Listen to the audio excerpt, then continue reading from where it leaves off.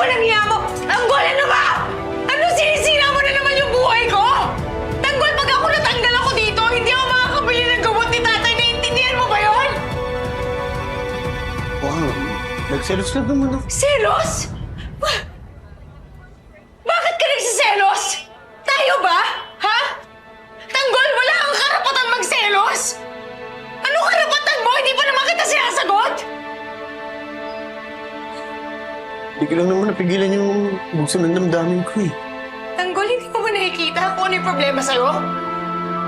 Puro na lang damdamin mo yung ginagamit mo. Ni isang beses hindi mo ginamit yung utak mo, kaya ayan! Diyan ka na lang habang buhay! Habang buhay ka na lang magiging mahirap!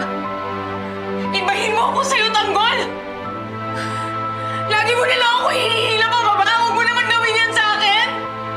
Ako may mga pangangailangan ako at may mga pangarap ako. Ibahin mo ako sa'yo!